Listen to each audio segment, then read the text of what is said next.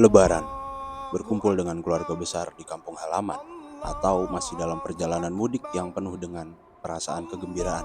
Walau tidak bisa dipungkiri, ada beberapa orang yang tidak mempunyai pilihan itu dan kemudian harus menerima keadaan apapun di hari Lebaran. Ya, tidak masalah, sebab hal-hal yang dianggap tidak biasa dalam konteks menuju hari Lebaran ataupun hari Lebaran itu sendiri, itu bukan hal yang baru dalam konteks sejarah. Dan barangkali beberapa hal justru menjadikan kita lebih memahami eksistensi diri kita. Sebagaimana cerita dari Buya Hamka. Mari kita selami. Ya, nama tokoh satu ini sudah tidak perlu dibahas panjang lebar, mengingat juga sudah banyak orang mengenalnya dan mengetahui kisah hidupnya yang sangat menarik. Singkatnya, Buya Hamka adalah seorang ulama, sastrawan, politikus, dan juga cendekiawan. Level keilmuannya bukan barang biasa lagi, bahkan beliau menulis tafsir berjudul Tafsir Al-Azhar. Dan di halaman awalnya, ia menuliskan satu kalimat sederhana, tapi dapat menghantam siapapun yang membacanya. Kurang lebih begini kutipannya. Saya menuliskan tafsir ini di dalam penjara, namun hati saya tidak pernah di penjara.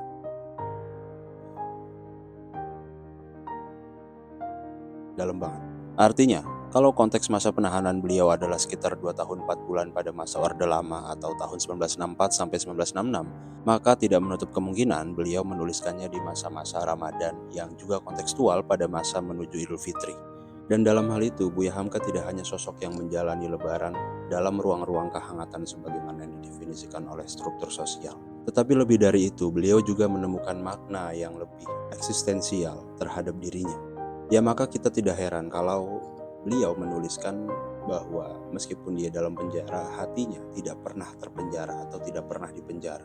Dan ya, sebenarnya saya sudah hampir kehabisan kata-kata ya untuk mengekspresikan bagaimana menariknya kutipan ini. Dan hal menariknya tentu saja bukan hanya soal bagaimana ia menuliskan sebuah karya, tetapi proses kedalaman yang berefek pada pemikiran eksistensial yang sangat-sangat menarik.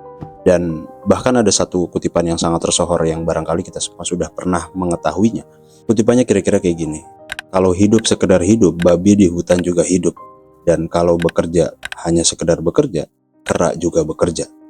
Jelaskan bagaimana kemudian kita bisa melihat secara implisit konteks eksistensialisme yang ada dalam perjalanan intelektualnya Buya Hamka. Ya, mungkin ini hanya pendapat subjektif saja ya, tapi apa intinya? Intinya adalah bahwa kita tidak boleh kehilangan diri kita sendiri.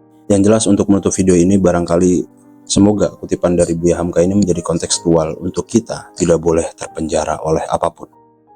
Terima kasih.